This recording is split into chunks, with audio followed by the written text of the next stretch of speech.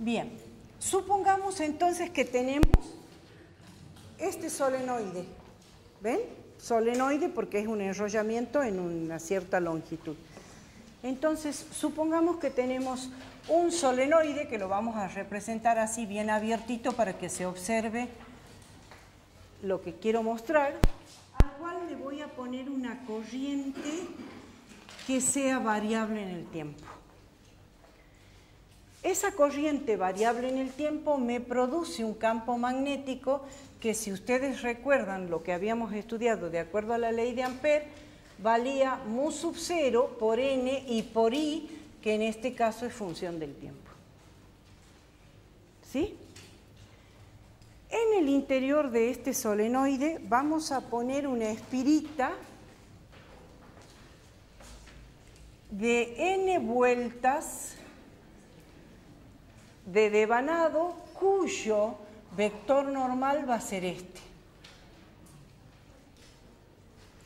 Bien, entonces nosotros vamos a decir el flujo magnético en este caso es igual al vector campo por el vector área por el coseno del ángulo comprendido entre, y fíjense, si la corriente va de acá para allá, el vector campo en este caso sería así. Entonces, en este caso, θ sería igual a 180 grados y por lo tanto el coseno de θ sería igual a menos 1.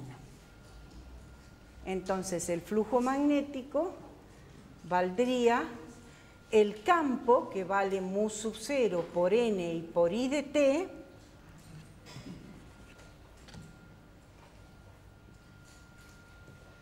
multiplicado por el área, que el área se refiere al área de la espirita que está en el interior del solenoide, o sea, va a ser pi por el radio de la espirita, que le llamemos a porque siempre es una constante, y por el coseno, que es menos 1. Es decir, que esto va a ser igual a menos mu sub 0 por n por pi por a al cuadrado por i de t.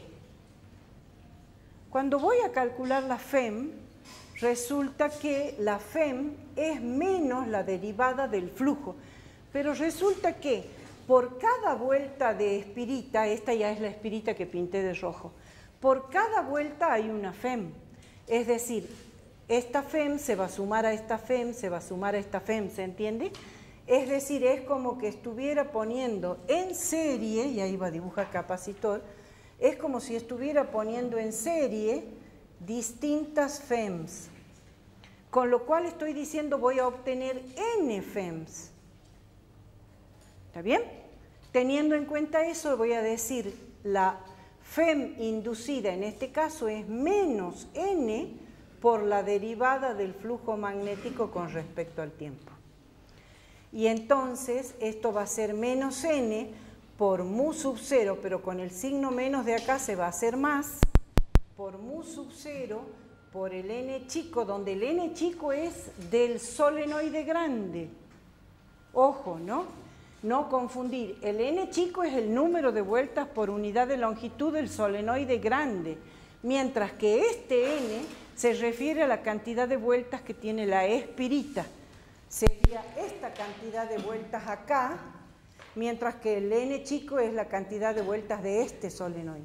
¿Se entiende, no? Bien. Entonces, mu sub 0 por n por pi por a cuadrado, y ahora me queda por la derivada de la corriente en función del tiempo con respecto al tiempo. Y dependiendo del valor que tenga la corriente, supongamos que le ponemos que vale alfa por t, o sea que crece con un valor alfa en el tiempo. Entonces, ¿cuánto va a valer?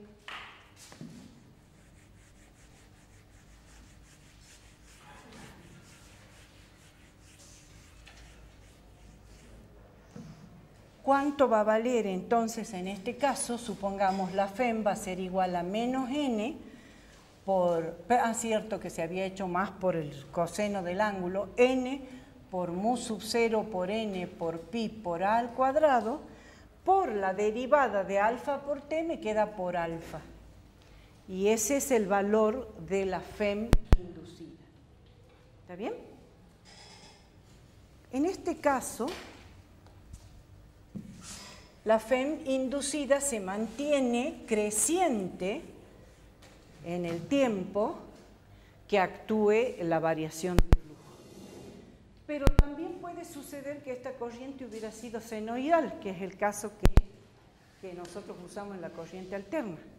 Entonces, supongamos, si I de t hubiera sido un valor máximo por el seno de omega por t, entonces la FEM inducida sería igual a n por mu sub 0 por n chico por el área por el coseno de omega t y por omega. ¿Se entiende?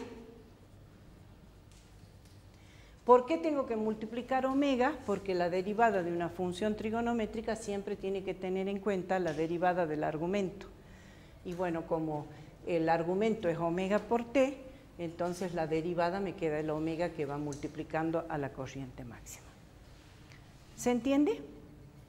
Bien, pero ahora vamos a hacer el ejemplo típico de variación de campo, que a su vez también hay variación, podría haber variación de área también, dependiendo de cómo sea el problema que se les presente.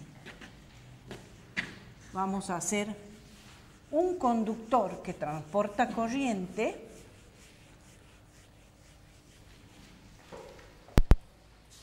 por ejemplo, un conductor rectilíneo que transporta corriente hacia arriba, que me genera un campo magnético B a su alrededor, ¿sí?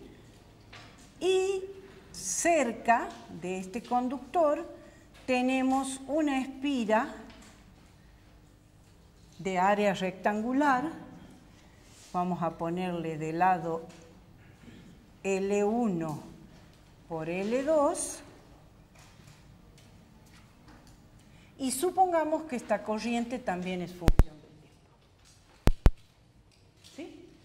¿Cómo es el campo magnético generado acá por la corriente esta? Es un campo entrante que es más intenso en el lado que está cercano y va haciéndose menos intenso para el otro lado. Es decir, que ahora, fíjense, mi flujo va a tener en cuenta estos diferenciales de área. Entonces vamos a decir que mi diferencial de área no es otra cosa que la longitud de L2 por el diferencial de R. Y le pongo R porque puede ser que esté el conductor esté vertical, que esté horizontal o que esté inclinado. Entonces, si le pongo R, es siempre en la distancia del radio vector posición, ¿sí? ¿Vuelvo a explicar esto? Bien. Recuerden que, a ver, empecemos de antes. Recuerden que el campo magnético, de acuerdo a la ley de Biot-Savart, debido a un conductor recto, era igual a mu sub 0 por I sobre 2pi por la distancia. Con lo cual quiere decir que cuando estoy más cerca del conductor, el campo es más intenso y cuando estoy más lejos, el campo es más suave. Por lo tanto, no es un campo uniforme. Entonces, para evaluar el flujo, no puedo tener en cuenta el área total, sino que tengo que integrar en el área, digamos, el L2 por un diferencial de R que va tomando valores desde este punto, que le llamemos un X0, hasta X0 más L1. ¿Se entiende? Entonces, ¿qué digo? Mi flujo magnético en... ¿Qué? Sí, esta es una espira rectangular. Que puede estar quieto, puede moverse, pero si se mueve se complican las cosas. Bien, entonces, supongamos que está quieta y que la variación es la corriente nada más. ¿Cuánto va a valer mi flujo magnético? Mi flujo magnético es el campo por el área, donde les dije que el área es L2 por diferencial de R, ¿sí? Donde diferencial de R son cada uno de estos pedacitos chiquititos de área, y por el coseno del ángulo comprendido, que en este caso también, fíjense, siempre el vector normal es saliente de la superficie Y como el campo es entrante, el coseno va a ser menos 1. ¿Se entiende? Bien. Entonces, si el flujo magnético vale esto sería un diferencial, porque estoy tomando una ariecita chiquitita. ¿Cuánto va a valer el flujo magnético total? Va a ser la integral entre x0 y x0 más L1 de todo este término, donde este término dice, el campo magnético es mu sub 0 por I sobre 2pi por R. El área es L2 por diferencial de R y el coseno menos 1 lo ponemos adelante. O sea que esto es menos mu sub 0 por I sobre 2pi por L2 por la integral entre x0 y x0 más L1, ¿de qué? De diferencial de R sobre R. ¿Y esto qué resulta? Queda mu sub 0 por I, ojo que I es la función del tiempo, ¿sí? Por L2 sobre 2pi por el logaritmo natural de x0 más L1 sobre x0. ¿Sí? ¿Se entiende? Bien. ¿Qué pasa? Entonces ahora ustedes me dicen, oh, me ha quedado una ecuación muy complicada. No, porque lo único que varía con respecto al tiempo es la corriente. ¿Se entiende? Entonces, ¿cómo la corriente varía con el tiempo?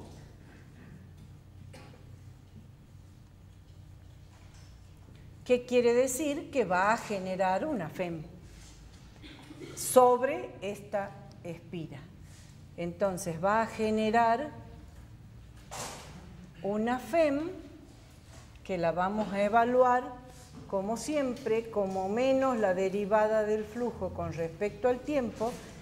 Y acá todo esto es constante, el mu sub 0, el L, el logaritmo, todo es constante. Entonces, mu sub 0 sobre 2pi por L2 por el logaritmo natural de x0 más L1 sobre x0, y recién ahora viene por la derivada de I con respecto al tiempo. Y dependiendo el valor que tenga I, va a ser la derivada.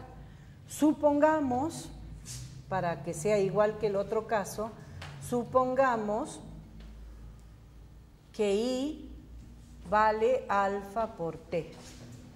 ¿Profe? Sí, no se ve. Perdón. La FEM no es menos n la derivada del flujo. Sí, menos n acá. Es menos, pero como el flujo era negativo, se hace positivo. ¿No falta la n? Es que acá no le puse más que una sola vuelta. Sí, falta la n, pero en este caso sería 1. Pero para que a ustedes les quede, como dice el compañero, tiene razón, les quede que siempre tienen que evaluar el número de vueltas, le ponemos así. En la ecuación, pero acá no, porque en el ejercicio puse una sola vuelta. ¿Está bien? Bien, entonces, ¿cómo les queda finalmente la FEM inducida? Les va a quedar mu sub 0 sobre 2pi por L2 por el logaritmo natural de x0 más L1 sobre x0 y por el factor por el coeficiente que estaba acompañando el tiempo en la corriente, que es alfa. ¿Está bien? Entonces esto quiere decir que mientras esté funcionando la corriente esta, aquí va a haber una FEM inducida creciente. ¿Sí? ¿Y cómo va a ser esa FEM inducida? A ver, de acuerdo a lo que les conté hace rato, fíjense, va creciendo hacia adentro. ¿Cuál es la reacción en la espira? ¿Cuál es la reacción en la espira? Se les dije que por la ley de Lenz sabíamos que la reacción de la espira era generar una FEM tal que se oponga a la variación de flujo, con lo cual quiere decir que la FEM inducida tiene que ser un campo saliente. ¿Cómo es un campo saliente? dirección antihoraria, que es positiva, y por lo tanto el positivo que me dio acá es correcto. ¿Se entiende? Antihoraria positiva. ¿Se entendió? Bien. Otra forma de esto mismo sería que la corriente sea constante en el tiempo y que esto se mueva. ¿Está bien? Pero ahí ya le complicaríamos un poquito la historia. Pero quiero terminar con el tercer caso, entonces en todo caso otro día veremos cómo sería si esto se mueve. ¿Está bien? Bien. Voy borrando allá y vamos a ver entonces cómo es la FEM inducida cuando la variación de flujo se produce por cambio de ángulo. Y ese es el fundamento del motor, el cambio de ángulo, ¿sí? Motor o generador.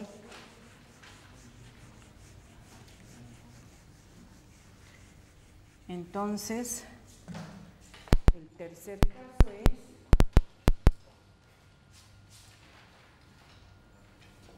variación de flujo por cambio de ángulo.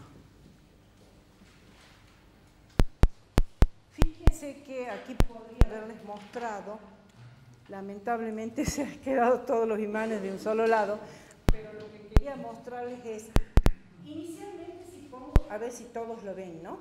Si inicialmente pongo la espira perpendicular a las líneas de campo, el vector normal y las líneas de campo van a formar un ángulo de 0 grados en un momento y de 180 grados en el otro momento. ¿Está bien?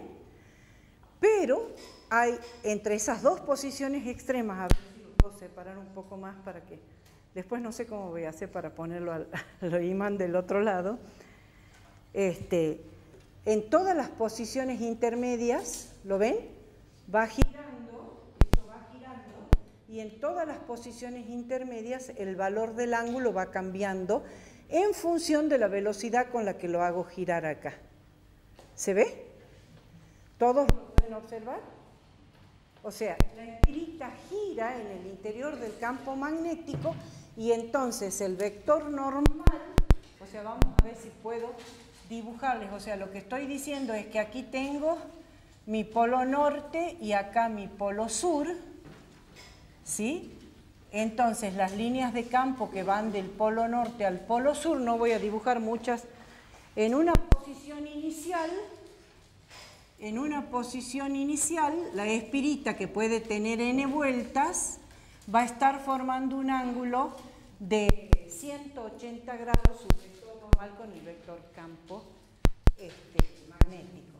En un instante posterior, si estoy haciendo girar esta espirita en el interior de este campo magnético, va a formar un ángulo, las líneas de campo con el vector normal, que sea distinto, es decir, fíjense, ahora mi espirita va a ser así y mi vector normal va, siempre el normal, ¿no? Va a formar con el campo magnético un ángulo, en este caso sería de 180 menos este. ¿Se entiende? En un instante posterior, ¿cómo va a estar? El campo magnético, a ver, vamos a dibujar solo dos líneas, no, tres. El campo magnético sigue siendo de norte a sur y la espirita ya va a estar horizontal, ¿se entiende? Las n vueltas de la espirita van a estar horizontal, entonces en este momento el vector normal va a formar un ángulo de 90 grados con el campo y así sucesivamente va a dar toda la vuelta. Es decir, ya en una posición posterior, la espirita ya va a formar un ángulo hacia el otro lado con las líneas de campo. Es decir, ahora la espirita estaría por acá y el vector normal sería este, que vuelve a formar con las líneas de campo un ángulo que va a ser tita, ¿sí? Donde ese tita, a ver, lo pongamos acá al ángulo con las líneas de campo, o sea que este sería el tita en este caso, ese ángulo tita varía con la velocidad de rotación de la espiga, o sea que es función de la velocidad angular de rotación. Y por último vamos a hacer ya el grafiquito, ya que lo tengo acá. La última posición sería cuando ahora se pone otra vez perpendicular al campo, pero, o sea que siempre el sur, el norte, y ahora la espirita otra vez vuelve a poner su vector normal perpendicular al campo, pero en el sentido inverso que acá. Y de ahí vuelve a repetirse toda la historia, infinitas veces. Entonces, ¿qué decimos? Fíjense, en este caso el flujo magnético, ¿cuánto va a valer? Va a valer el vector campo, que es uniforme y constante porque está producido por un imán, ¿sí? El vector área, que si la espira es circular va a ser pi por a al cuadrado o pi por l al cuadrado, o si es cuadrada va a ser l por l, o si es rectangular, l por l, si es cuadrada, l al cuadrado, ¿está bien? Independiente de la forma. Y por el coseno, en este caso voy a decir de omega por t, porque el ángulo tita varía con la velocidad angular omega, donde omega es la velocidad de rotación, ¿sí? Es velocidad angular del generador. Fíjense que esto depende de la estación generadora. Acá en la Argentina, la velocidad angular omega es igual a 2pi por f, y f en la Argentina son 50 ciclos por segundo, que se dice 50 Hz. Esta unidad es Hz, ¿sí? 50 Hz. Bien, entonces, la velocidad con la que gira la espirita en el interior del campo magnético depende de la frecuencia del generador, que como les digo, aquí en la Argentina son 50 ciclos por segundo, es decir, 50 Hz. En otros países del mundo son 60 ciclos por segundo. Bien, entonces, ¿qué decimos? Y bueno, como es directamente proporcional a omega, la FEM, cuanto más rápido gire, mayor cantidad de FEM vas a tener. Fíjate, ahora vamos a decir, ¿cómo va a ser la FEM inducida? La FEM inducida es menos n por la derivada del flujo con respecto al tiempo. Entonces, ¿qué estamos diciendo con esto? Estamos diciendo que esto vale menos n por el campo, que es uniforme, por el área, que es uniforme, y por la derivada del coseno de omega t, digamos, la derivada con respecto al tiempo del coseno de omega t, que como me da menos seno, este término se hace positivo. Entonces queda n por el campo, por el área, por el seno de omega t, y la derivada de omega t es omega. Entonces acá va multiplicado por el factor omega. Este término es el término máximo de la FEM y lo vamos a llamar E0. ¿Se entiende? ¿Qué quiero decir con esto de valor máximo? Y acá vamos a volver a dibujar, como en el caso anterior, cómo varía el flujo y cómo varía la FEM.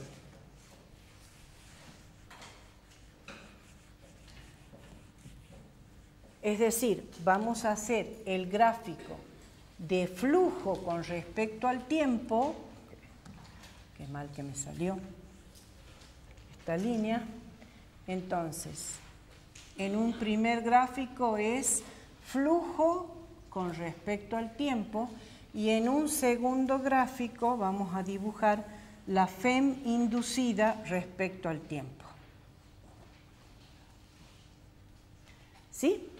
Fíjense, habíamos dicho campo por área por coseno de de omega por T. Entonces, en un primer momento, cuando estoy con la espira formando un ángulo de 180 grados con las líneas del campo, el coseno de 180 grados es 0 y entonces va a ser 0 el flujo magnético. Va a empezar de 0.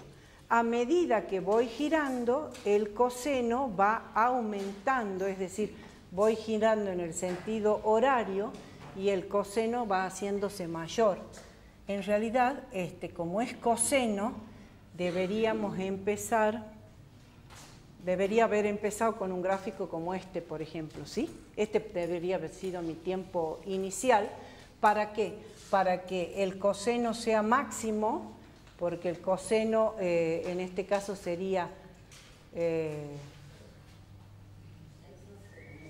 ahí se va a hacer 0, ¿no? Es verdad, tienes razón, entonces aquí tendría que ser máximo. Estoy diciendo, sí, porque el coseno de 180, ¿saben qué estaba pensando en el seno? El coseno de 180 es menos 1, ¿no? Entonces tendría que dibujarlo, le voy a acortar un poquito este eje para que pueda dibujarlo hacia abajo, o agrandemos este aquí arriba, así puedo dibujar el coseno hacia abajo, ¿se entiende? Entonces, empieza de menos coseno, cuando a medida que va girando, va creciendo el coseno, pero en este caso, o sea, va decreciendo hasta llegar al momento en que está en esta posición, donde el coseno va a ser 0, y después vuelve a seguir creciendo hasta el valor máximo cuando llegue al otro extremo, y de ahí sucesivamente en forma cosenoidal. ¿Se entiende? Este va a ser mi flujo con respecto al tiempo, donde este valor máximo de flujo, este flujo máximo, que le pongo sub 0 para decir máximo, se presenta cuando el plano de la espira es perpendicular al campo magnético, que aquí quiere decir que el vector campo y el vector área son colineales. Veamos qué pasa con la FEM en ese momento. Entonces, cuando el flujo es máximo, fíjense, la FEM en este caso me va a dar 0 porque el seno de 180 es 0. Entonces la FEM va a empezar de 0. ¿Se entiende? A medida que esto va cambiando el ángulo, a medida que va creciendo, es decir, acá el coseno se va haciendo cada vez menor, la FEM va aumentando hasta llegar a su valor máximo en el momento en que aquí se hace 0 la variación de flujo. ¿Se entiende? Y así sucesivamente, esto va a seguir creciendo, va a invertirse y va a seguir creciendo hasta darme una función seno. Esto se repite en el tiempo, ¿no? Les dibujo un solo periodo, pero esto se repite en el tiempo. Donde este valor de la FEM máxima, que le llamé E0 acá, es n veces el campo por el área y por omega. ¿Bien? ¿Se entiende? Bien, entonces nosotros decimos que esta FEM inducida es una FEM generada por variación de flujo por cambio de ángulo. Es decir, va girando y va produciéndome la FEM. Bien, con lo cual vemos que la FEM tiene forma senoidal. Pero hay dos formas de tomarla esta corriente. Hay dos formas de tomarla esta corriente y acá vamos a ver la importancia de una corriente en relación a la otra, ¿sí?